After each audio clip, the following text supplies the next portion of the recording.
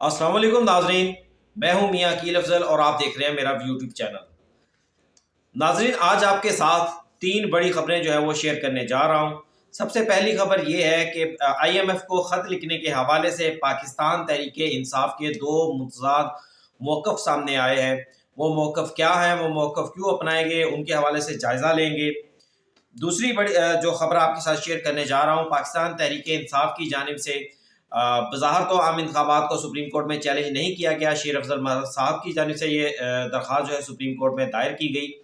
لیکن کیوں شیر افضل مرود نے دائر کی، پاکستان تحریک انصاف نے درخواست کیوں دائر نہیں کی اور اس درخواست کی فیٹ کیا ہوگی،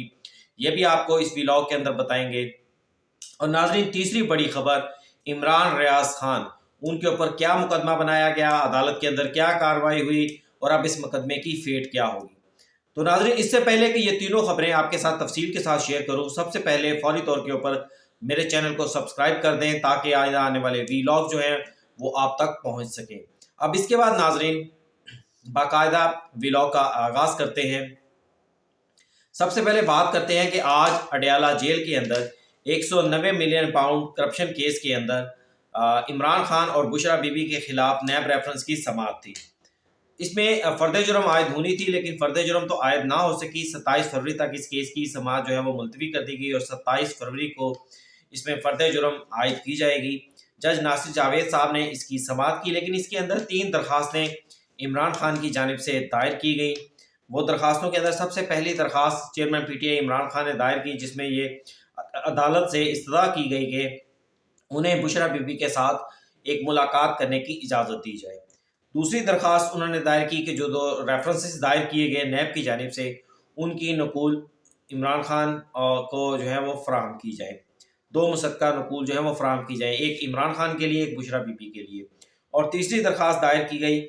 جس میں انہوں نے کہا ہے کہ 1.5 سال سے عمران خان کے دانتوں کا معائنہ نہیں ہوا، اس لیے عمران خان کو دانتوں کے معائنہ کروانے کے لیے ڈاکٹر سے ملاقات کی اجازت دی جائے۔ اس حوالے سے ان کا موقف یہ ہے کہ جو جیل کے جو ڈاکٹر ہیں اس کے اوپر انہیں اعتماد نہیں، کیونکہ عمران خان کی عمر جو ہے وہ 70 سال ہے، انہیں ڈر ہے کہ عمران خان کی جو دانت ہیں وہ خراب نہ ہو جائیں۔ اب ناظرین، اس کے مقدمے کی سماعت تو جو ہے وہ تو 27 فروری تک ملتوی ہو گئی، لیکن اس مقدمے کی سماعت کے بعد عمران خان نے وہاں پر موجود صحافیوں سے گفتگو کی اور اس گفتگو کے دوران انہوں نے انتہائی اہم بات کی۔ اب وہ بات کتنی اہم ہے وہ آپ کو بتاتے ہیں۔ انہوں نے کہا کہ آئی ایم ایف کو جو خط نہ لکھنے کا ان کا فیصلہ ہے وہ بالکل درست ہے، اور یہ تقریباً دوپہر کو 1-1:30 بجے کے قریب یہ بات ہو رہی ہے۔ اور انہوں نے کہا کہ اگر آئی ایم ایف ان حالات کے اندر ان انتخابات کے بعد قرض دیتا ہے تو اس قرض سے غربت آئے گی۔ پھر انہوں نے یہ بھی کہا کہ قرض نہ لینے کے، قرض سے روکنے کے لیے ایک وجہ یہ بھی تھی کہ اس قرض کو واپس کون کرے گا۔ شاید عمران خان صاحب کو یہ ڈر ہے کہ انہیں بنی گالا گھر کا جو ہے وہ بیچ کر پاکستان کا قرضہ نہ اتارنا پڑ جائے، اس وجہ سے انہوں نے یہ موقف اپنایا کہ اس قرض کو واپس کون کرے گا۔ باقی انہوں نے اپنے سیاسی حریف نواز شریف کے حوالے سے کہا کہ نواز شریف کی جو سلیکشن کی گئی اس سے ادارے تباہ ہوئے، نیب، عدالتیں سب کو تباہ کر دیا گیا۔ پھر انہوں نے کہا کہ مجھے ان انتخابات سے پہلے زیرو کر دیا گیا، دھاندلی کروائی گئی۔ پھر انہوں نے کمشنر کے حوالے سے کہا کہ کمشنر نے پہلے انتخابات کے اوپر جو ہے وہ بات کی، انتخابات کی دھاندلی کے حوالے سے آگاہ کیا، پھر کمشنر نے آ کر ایک بیان حلفی دے دیا۔ کمشنر راول پنڈی لیاقت چٹھا کی بات ہو رہی ہے، اور پھر بعد میں ان کا سافٹ ویئر جو ہے وہ اپڈیٹ کر دیا گیا۔ ناظرین، یہ بات یہیں پر ختم نہیں ہوتی۔ تقریباً اس سے 2-2.5 گھنٹے کے بعد پاکستان تحریک انصاف کے ہی سینئر رہنما علی ظفر انہوں نے ایک میڈیا سے ٹاک کی، اور اس ٹاک کے اندر انہوں نے کہا کہ پاکستان تحریک انصاف جو ہے وہ آئی ایم ایف کو خط تو لکھ دے گی، لیکن عمران خان نے ان سے آئی ایم ایف سے یہ کہا ہے کہ جو پروگرام ہے، یعنی جو قرض کا سلسلہ ہے وہ جاری رہنا چاہیے، کیونکہ ملک کی جو ضرورت ہے۔ اور پھر ساتھ ہی انہوں نے یہ کہہ دیا کہ جمہوریت کے لیے ہر جگہ آواز اٹھائیں گے۔ اب ناظرین، یہ 2 موقف اپنائے گئے ہیں پاکستان تحریک انصاف کی جانب سے۔ اگر پہلا موقف عمران خان کا درست مان لیا جائے تو اس میں تو صرف اور صرف عمران خان نے یہی وجہ بتائی ہے کہ یہ قرضہ اترے گا کیسے، تو اس کی وجہ بھی میں نے کہہ دی کہ شاید عمران خان کو یہ فکر ہے کہ قرضہ غالباً انہیں کوئی ذاتی جیب سے نہ اتارنا پڑے، یا وہ یہ مثال دے سکتے تھے کہ جب ان کی سابقہ حکومت تھی تو انہوں نے قرضہ اتارنے کے لیے کون کون سے راستے جو ہیں وہ اختیار کیے، کس طرح انہیں اس قرض سے متاثر ہوئے وہ۔ لیکن دوسری جانب اگر علی ظفر کا موقف اپنا لیا جائے تو میرا خیال ہے کہ پہلے عمران خان نے صحافیوں سے گفتگو کر دی، قرض کو روکنے کی بات کر دی، اور اس کے بعد جب پاکستان تحریک انصاف کے رہنما کی ان سے ملاقات ہوئی تو انہوں نے اس ملاقات کے اندر عمران خان کو سمجھایا اور کہا کہ جناب IMF کو خط لکھنے کے معاملے کے اوپر بہت زیادہ لیدے ہو رہی ہے، بہت زیادہ لان تان ہو رہی ہے، تو ہمیں اس چیز سے بچنا چاہیے۔ تو اس معاملے کے اندر شاید جو بظاہر لگ رہا ہے کہ عمران خان نے پھر اس کے اوپر آمادگی ظاہر کر دی، جس کے بعد علی ظفر نے جو ہے یہ باہر آ کر بیان دے دیا کہ قرض کا جو پاکستان کا جو قرض کا معاملہ ہے IMF کے ساتھ پروگرام ہے وہ جاری رہنا چاہیے۔ تو اب عمران خان صاحب کی یہی تو بات ہے کہ وہ پہلے ایک بات کر دیتے ہیں، پھر اس کے بعد انہیں جب اس کا اثرات سمجھائے جاتے ہیں تو پھر اس کے بعد وہ موقف دوسرا چینج کر لیتے ہیں،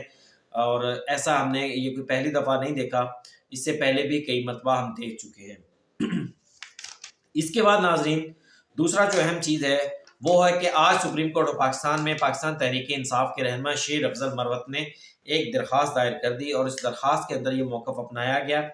کہ جناب جو انتخابات ہیں ان کے اندر دھاندلی ہوئی ہے، انتخابات درست نہیں ہوئے۔ اب اس درخواست کے اندر کیا کیا چیزیں عدالت سے مانگی گئی ہیں۔ ایک انہوں نے کہا کہ الیکشن کمیشن نے جو کمیٹی بنائی ہے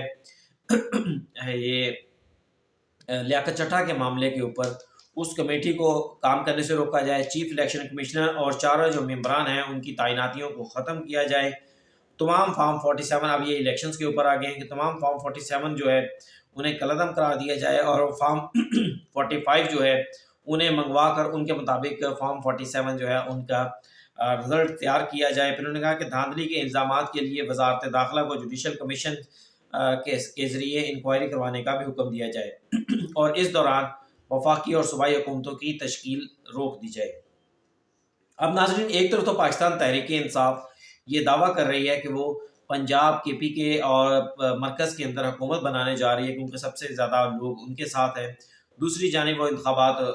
جو حکومتوں کی تشکیل ہے اسے روکنے کی بھی بات کی جا رہی ہے، اور پھر میرے نزدیک یہ درخواست پاکستان تحریک انصاف کو دائر کرنی چاہیے تھی، نہ کہ ان کے PK 41 سے رکن اسمبلی شیر افضل مروت کو، کیونکہ جب سپریم کورٹ کے اندر یہ معاملہ اٹھے گا، میری رائے کے اندر یہ ہے، ہو سکتا ہے میں غلط بھی ہوں، تو جج صاحبان ان سے پوچھیں گے کہ آپ ایک MNA ہیں، آپ نے پاکستان تحریک انصاف کی جانب سے یہ درخواست کیوں دائر نہیں کی؟ نمبر ایک بات۔ نمبر دوسری بات، اس درخواست کے اندر انتخابات کو کالعدم کروانا، حکومتوں کی تشکیل کو روکنا، چیف الیکشن کمشنر اور ممبران کو جو ہے وہ ان کو عہدوں سے ہٹانا، الیکشن کمیشن نے جو راولپنڈی میں لیاقت چٹھا کے معاملے کے اوپر کمیٹی بنائی ہے ان تمام جو ہے اقدامات کو روکنا، اس کمیٹی کی کارروائی کو روکنا، یہ 5-6 مختلف جو ہیں وہ استدعائیں عدالت کے ساتھ کر دی گئی ہیں۔ تو اس کے اندر صرف اور صرف ایک ہی استدعا جو تھی وہ میرے نزدیک رہ گئی ہے کہ عدالت براہ راست عمران خان کو وزیر اعظم ڈکلیئر کر دے اور عمران خان کو حکم دے دے کہ عمران خان کو باہر لا کر ان کو وزیر اعظم بنا دیا جائے۔ تو یہ درخواست جو ہے مجھے بظاہر جو ہے وہ قانون کی نظر کے اندر،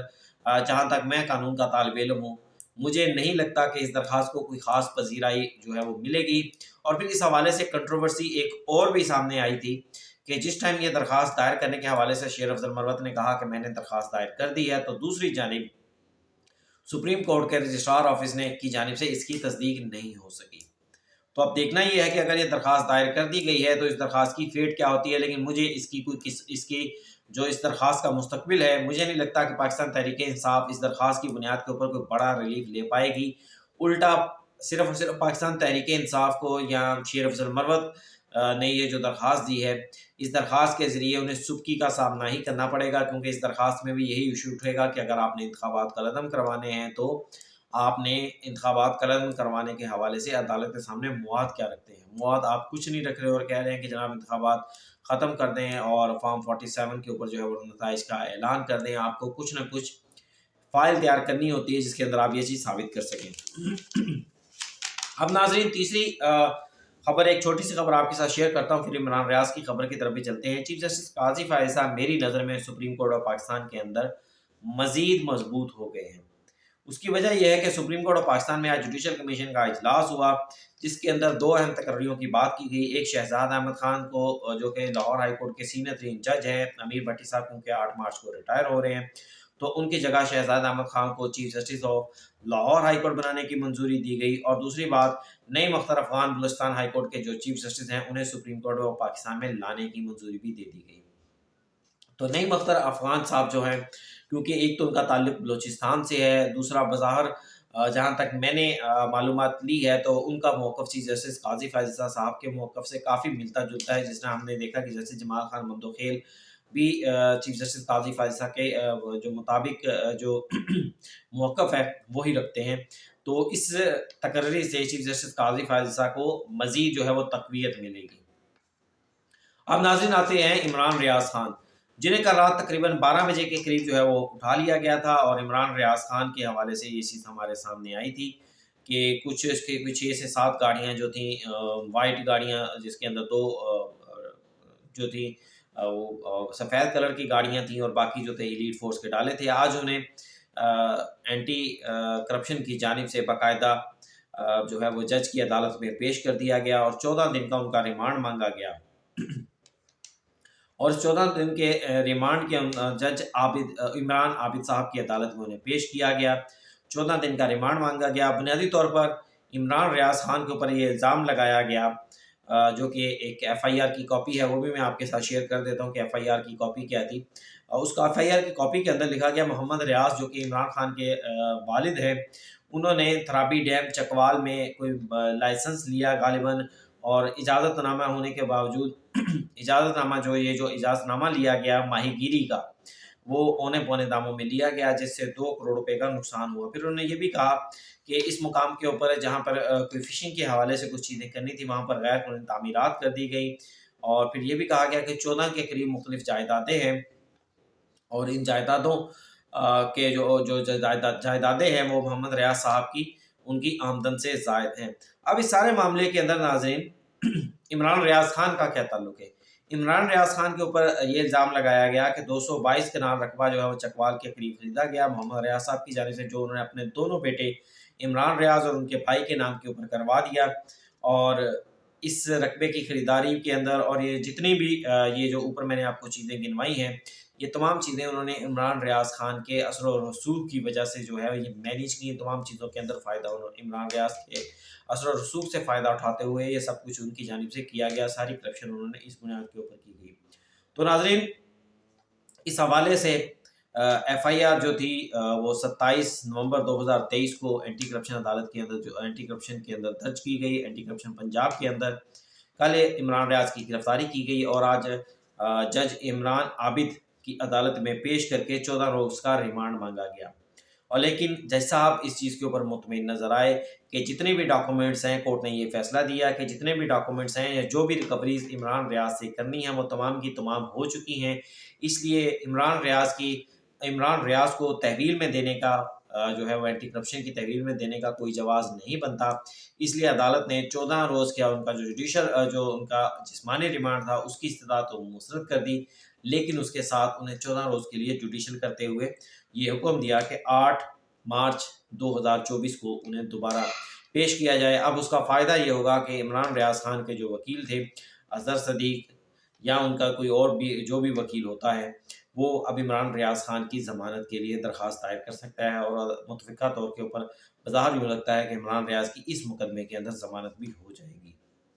ہاں کسی اور مقدمے میں گرفتاری ڈال دی جائے تو وہ الگ بات ہے۔ ناظرین یہ تھا آج کا ویلاگ کیسا لگا اپنے کمنٹس کے اندر مجھے ضرور بتائیے گا، اور کمنٹس کے اندر یہ بھی بتائیے گا کہ عمران ریاض کی ضمانت ہو جائے گی یا نہیں ہوگی، عمران ریاض آپ کو کیا لگتا ہے کہ جیل سے باہر آ رہے ہیں یا نہیں آ رہے،